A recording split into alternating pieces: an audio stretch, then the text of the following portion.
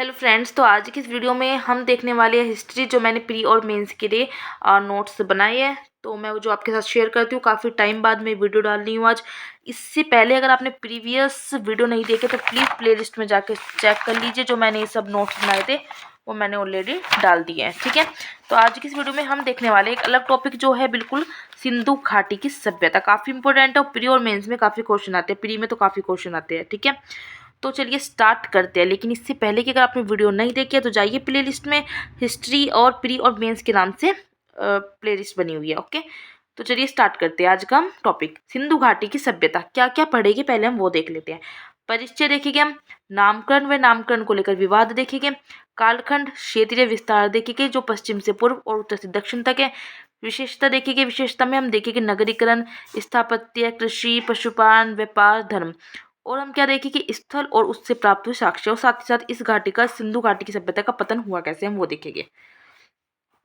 सबसे पहले आ जाता है परिचय, ठीक है। भारतीय उपमहाद्वीप में पहली नगरीकृत सभ्यता के रूप में विकसित सभ्यता सिंधु घाटी सभ्यता कहलाती है। तो सबसे पहली नगरीकृत सभ्यता कौन सी थी? सिंधु घाटी सभ्यता थी।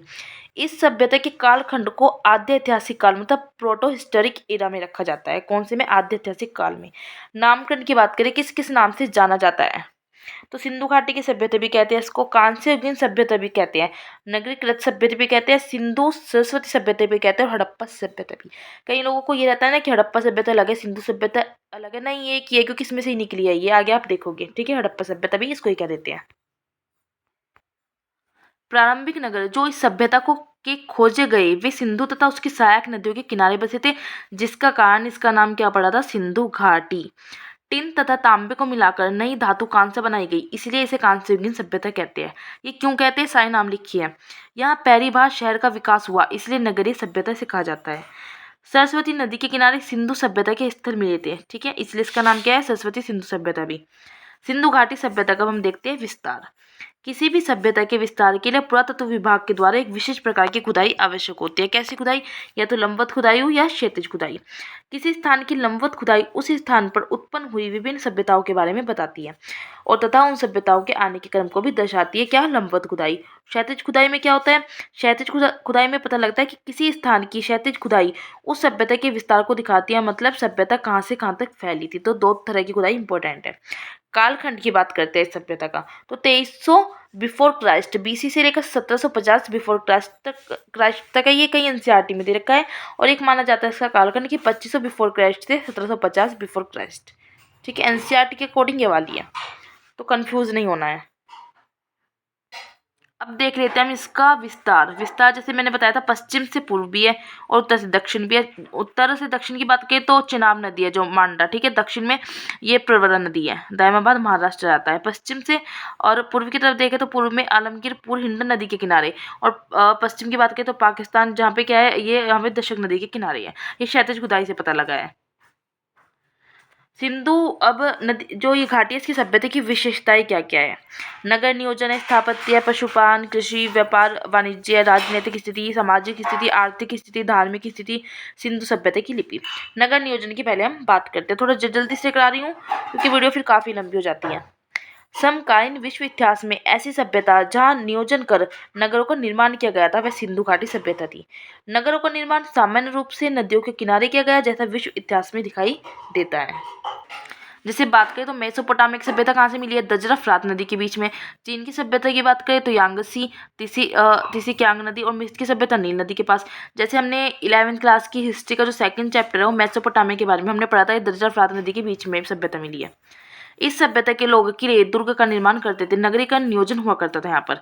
अगर हम सिंधु घाटी सभ्यता की स्थापत्य की बात करें तो स्थापत्य का परिचय हम पढ़ेंगे, भवन, इमारतें, निर्माण की शैली जिसमें मंदिर मस्जिद आते हैं, भवन की विशेषता पढ़ेंगे, ईंटों का प्रकार तथा उनका प्रयोग और साक्ष्य कहाँ से मिले हम ये भी देखेंगे। स्थापत्य का परिचय पाए तो सिंधु सभ्यता का जो स्थापत्य समकालीन इतिहास में श्रेष्ठ था, और इस स्थापत्य के अंदर शहरी तथा ग्रामीण दोनों संस्कृतियों का प्रभाव देखने को मिलता है। विशेषता क्या है इसकी कि इस सभ्यता के लोग एक मंजिला और दो मंजिला भवनों का निर्माण करते थे। इस सभ्यता में सीढ़ियों का निर्माण किया जाता था, घरों के दरवाजे सड़कों की विपरीत दिशा में खुलते थे। नगरों में क्या होता था? नारियों का जाल बिछा होता था, प्रत्येक घर में एक आंगन और आंगन के चारों ओर कमरों का निर्माण होता था। सामान्य रूप से कुएं जो है कमरे के अंदर बनाए जाते थे और कुएं के कमरे का रास्ता बाहर से भी जाता था। ये नोट्स आपको बनाते चलने हैं, ठीक है। इस सभ्यता के घरों के फर्श सामान्य रूप से क्या थे, कच्चे थे। इसका एक अपवाद देखा जा सकता है कि कालीबंगा जो है उसमें लेकिन पक्की ईंट के फर्श मिले हैं। वैसे तो हम कह रहे हैं कि सभ्यता में घरों के फर्श सामान्य रूप से कच्चे थे, लेकिन कालीबंगा में पक्की ईंट के फर्श मिले, तो ये एक्सेप्शन है एक। यहाँ अलंकृत ईंटों का तथा वृत्ताकार ईंटों का प्रयोग करते थे। अब अलंकृत ईंटें किस काम आती है, अलंकृत मतलब सजाने के लिए। वृत्ताकार क्या होती है, नालियों में इनका प्रयोग होता था।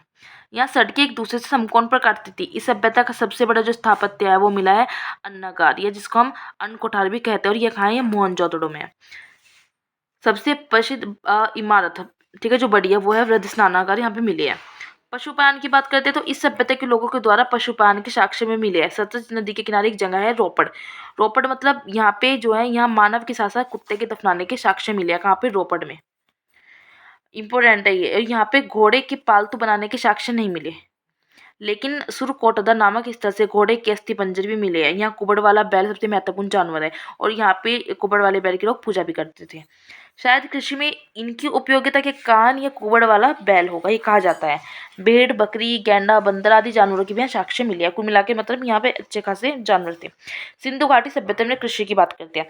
कृषि किसी भी सभ्यता में व्यापार और वाणिज्य का आधार होती है, अर्थात अधिशेष उत्पादन के बाद, अधिशेष मतलब उत्पादन के बाद ही जो बच जाता है, व्यापार तथा वाणिज्य संभव है। इस सभ्यता में बड़े अन्न कोठार मोहनजोदड़ो जो हड़प्पा में मिले हैं, यह संकेत देते हैं कि इस सभ्यता में कृषि में अधिशेष उत्पादन होता था, मतलब अधिशेष उत्पादन की बच जाता था, काफी अच्छा उत्पादन होता था यहाँ पर। अगर हम बात करें तो विश्व में जो कपास की खेती की शुरुआत इस सभ्यता के लोगों ने की, सिंधु सभ्यता के लोगों ने। खेतों को जोतकर बीज बोया जाता था। कालीबंगा से जुते खेत या हल लेखा के साक्ष्य देता है। जुताई के लिए हल का प्रयोग करते थे। इसका साक्ष्य हरियाणा के बनावरी से मिला है, ठीक है। इस सभ्यता के लोगों के द्वारा गेहूं, सरसों, चावल, कपास आदि फसलों की कृषि भी की जाती थी। गेहूं तथा धान प्रमुख फसलों में से थे। मोटे अनाजों तथा बाजरे की खेती की जाती थी, अर्थात एक विकसित कृषि प्रणाली सभ्यता में देखी जा सकती है। नोट एक इम्पोर्टेंट है यहाँ पे कि सिंधु घाटी सभ्यता में गन्ने तथा तंबाकू की खेती के साक्ष्य नहीं मिले, तो गन्ने और तंबाकू की खेती यहाँ पर नहीं होती थी। सिंधु घाटी सभ्यता का व्यापार तथा वाणिज्य की बात करते हैं। कृषि का अधिशेष उत्पादन यह दर्शाता है कि इस सभ्यता के लोग व्यापार करते थे। मुद्रा का प्रचलन था। मुद्रा का नियमित प्रचलन तो वैसे नहीं था, क्योंकि मुद्रा के अभाव के कारण व्यापार, वस्तु विनिमय प्रणाली ये सब होता था। वस्तु विनिमय प्रणाली का मतलब क्या है कि जहाँ वस्तु के बदले वस्तु के द्वारा ही व्यापार होता हो। व्यापार निर्यात होता है, एक आयात होता है, एक्सपोर्ट इम्पोर्ट। एक्सपोर्ट निर्यात मतलब इस सभ्यता में क्या होता था कि मन का जो एक प्रकार का आभूषण है, ठीक है, मन का बनाने के कारखाने मिले हैं, अर्थात आभूषण की वस्तुओं का निर्यात ही करते थे। इस सभ्यता के लोगों के द्वारा हाथी दांत से निर्मित वस्तुओं का निर्यात किया जाता था। यहाँ बहुमूल्य पत्थरों का भी निर्यात होता था, ठीक है। इस सभ्यता के लोगों के द्वारा मुख्यतः धातुओं का आयात किया जाता था, धातुओं का आयात किया जाता था, और इस सभ्यता के लोगों के द्वारा टिन तथा तांबे को मिलाकर कांस्य धातु का निर्माण होता था। आयातित वस्तुएं तथा उनका क्षेत्र, जो वस्तु आयात की जाती थी, तांबा, सोना, चांदी, टिन। जैसे तांबा है तो राजस्थान के खेतड़ी जिले क्षेत्र से मुख्यतः आयात किया जाता था। सोना जो है दक्षिण भारत और पश्चिमी एशिया से, चांदी अफगानिस्तान और ईरान से, टिन अफगानिस्तान और ईरान से। तो ये आपको एक पढ़ लेना है इसमें से, क्योंकि पीछे जब क्वेश्चन आते हैं ना तो यहीं से सोल्व होते हैं।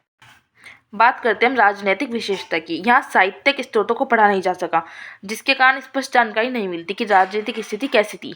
व्यापक स्तर पर हम देखें तो व्यापारियों की मौजूदगी इस बात का संकेत देते हैं कि प्रशासन पर अधिकार व्यापारियों को ही रहा होगा, और इस सभ्यता में युद्ध आदि का प्रमाण नहीं मिला, मतलब एक शांत सभ्यता थी कि युद्ध नहीं हुए। हड़प्पा सभ्यता का सामाजिक जीवन कैसा था। इस सभ्यता के वर्ण व्यवस्था के साक्ष्य नहीं मिलते, मतलब जातियों का विभाजन स्पष्ट रूप से यहाँ पे नहीं दिखाई देता, परंतु हड़प्पा नगर से साक्ष्यों के आधार पर व्यक्तियों में सामाजिक विभाजन देखा जा सकता है। सामाजिक विभाजन में पुरोहित जैसे थे, शिल्पी वर्ग के लोग भी थे, सुरक्षाकर्मी भी थे, और दास लोग भी थे। तो विभाजन तो है यहाँ पर, सामाजिक विभाजन। सिंधु सभ्यता में व्यापार तथा वाणिज्य की उन्नत दशा ये संकेत देती है कि रहन सहन का स्तर ऊंचा रहा होगा। इस सभ्यता में छोटे छोटे कमरे दिखाई देते हैं जो दास प्रथा दर्शाते हैं, मतलब दास व्यवस्था वहाँ पर थी।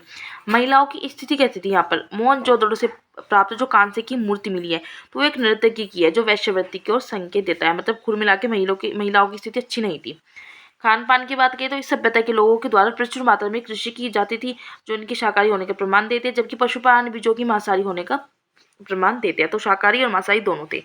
आगे आ जाता है सिंधु सभ्यता की धार्मिक विशेषता, ये हम नेक्स्ट वीडियो में देखेंगे। तो मैंने जहाँ से पढ़ाया आपको इस वीडियो में, मैं वहाँ से नोट्स दिखा देती हूँ, आपको वीडियो को पॉज करके अपने नोट्स बना लेने हैं। वीडियो अच्छी लगे तो लाइक करना है, शेयर और कमेंट्स करके मुझे बताना, और आपको नोट्स बनाते चलने हैं, ठीक है। ये नोट्स आपके प्री और मेंस दोनों में बहुत काम आएगी। अगर आप पीसीएस की तैयारी करोगे, यूपीएससी की तैयारी कर रहे हो तो सब में ही काम आएगी, ठीक है। अगर आप एमए भी कर रहे हो ना इससे तो भी काम आएगी ये आपके, नेट वगैरह की प्रिपरेशन कर रहे हो तो उसमें भी ये काम आएगी, ठीक है। और आप मुझे प्लीज़ इस वीडियो के कमेंट्स में बताना कि मैं आगे ये वाली वीडियो मतलब रखूँ या सिर्फ एनसीईआरटी कराऊँ पहले।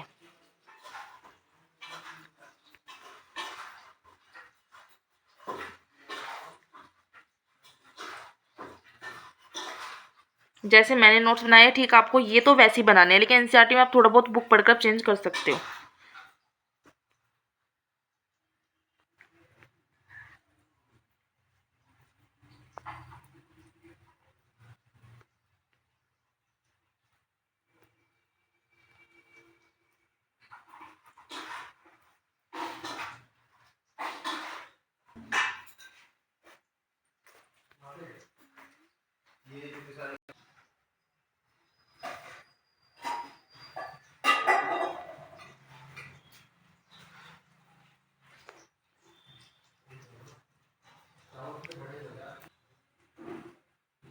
और जैसे मैंने हाईलाइट किया ना, तो आपको हाईलाइट करना है। इससे क्या होता है, जब आप एग्जाम के टाइम एकदम से रिवाइज करते हो ना तो नज़र पड़ती है इन पर ही सबसे पहले।